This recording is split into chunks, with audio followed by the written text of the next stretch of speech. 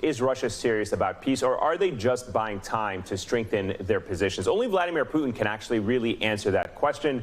So what's driving his thinking as his invasion stalls? And where is he actually getting his information about the war from? Our next guest, Mikhail Zygar, who wrote an extensive book on Putin's inner circle, shared this new reporting in a New York Times essay. Quote, "What I have heard about the president's behavior over the past 2 years is alarming. His seclusion and inaccessibility, his deep belief that Russian domination over Ukraine must be restored, and his decision to surround himself with ideologues and sycophants have all helped to bring Europe to its most dangerous moment since World War II. But Putin appears to be isolated even from some of his closest advisors. And we actually got to see hints of dissent from Putin's inner circle during a nationally televised security meeting where he actually dressed down the head of Russia's spy service, who hesitated to fully endorse recognizing 2 breakaway regions in Ukraine. Watch. Поддержу предложение о признании. Поддержу или поддерживаю? Говорите прямо, Сергей. Поддерживаю предложение. Так и скажите, да или нет. So today, Putin attended a rally in Moscow in a bid to prove that the Russian people are behind him and his invasion. And during his speech, he suggested his invasion was justified by the Bible, paraphrasing one verse in part that read, "There is no greater love than giving up one's soul for one's friends." Now, the pro-war event marked the 8th anniversary of Russia's illegal annexation of Crimea. Putin, perhaps nostalgic for days where Russia had some acceptance on the world stage, spoke at that Moscow stadium that actually hosted the 2018 World Cup finals. Moscow police said that more than 200,000 people were in and around the stadium. But even before the rally started, video emerged showing people stamping their tickets, marking their attendance, and then simply leaving before the event began.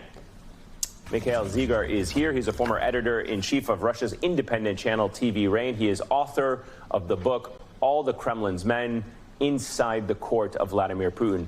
Mikhail, it's great to have you with us, and we read some of your reporting in that introduction, but what have you been learning about Putin's behavior over the past 2 years? What insight can you tell us about his way of thinking right now? Yeah, thank you for having me.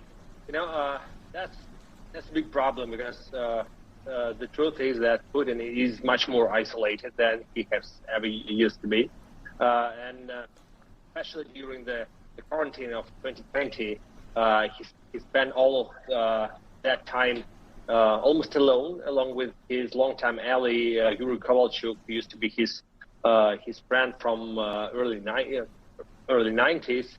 And he's not the kind of advisor. He's not having any official position, but he shares Putin's vision that Russia should restore its greatness. And they both are obsessed with history. They are not interested in the present days, in the present economic situation. So he really has lost any contact to most of his channels with the outside world, not to mention his former liberal colleague, his former liberal advisors that used to criticize him a bit. From that Security Council you've just shown to the audience, we have seen that his inner circle are just people who are trying to guess what he wants them to say, and they are just repeating the words he has once said, because they know that contradicting him is a huge mistake. They're going to lose their access to the body. So, from your area of expertise and from what you know about the Kremlin, is there anyone there who is willing internally or capable internally of challenging Vladimir Putin, or perhaps raising red flags about how this war is going? Or is everyone that is in his circle simply about self-preservation and not willing to speak and hold him responsible or accountable in any way? No, definitely there is no one who is going to challenge him, because loyalty for many years, for 2 decades, has been his members of government for the major roles in his administration. So there is no one ambitious. There is no one who is not connected to that net of corruption, and like that's a very corrupted group of people who cannot betray their leader because they're too dependent on him. So the only possible scenario that that I see, and I strongly believe that he's not going to push the button, and he's not going to start the nuclear war because he's pragmatic enough not to give any order that he's not sure is going to be implemented. And he probably must suspect that the officers surrounding him, that his inner circle, they are not kamikazes that are ready to end lives of their families, of their beloved ones, even for the sake of Putin. So I do not believe that final decision could be made, because that's probably the only condition when his inner circle could disobey him.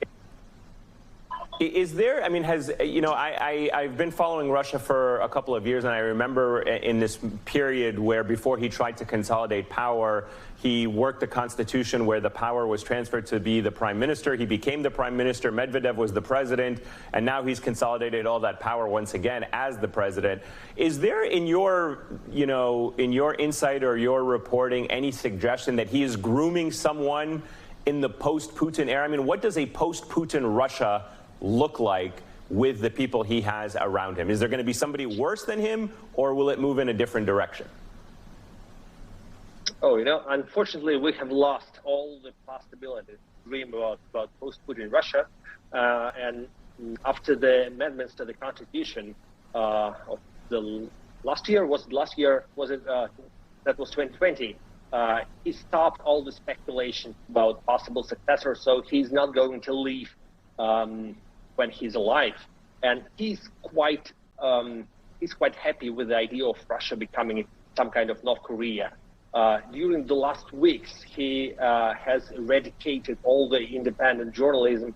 He has destroyed all the civil society. Tens of thousands of people have left Russia, and what he's doing now with all of his speeches today on the Luzhniki Stadium or before that, he's trying to terrorize the population to show that the enemies of the state, the fifth column, will not be tolerated. So he's happy with that kind of North Korean style Russia, without any protest, without any middle class, without businessmen, without educated people, and he's going to stay in power until he's alive, because he truly believes that he's the one and only capable to save Russia, and for him, that's a synonym. He is Russia. Incredible. But only for him. Mikhail Zygar, greatly appreciated your insights and your reporting. Thank you so much for joining us.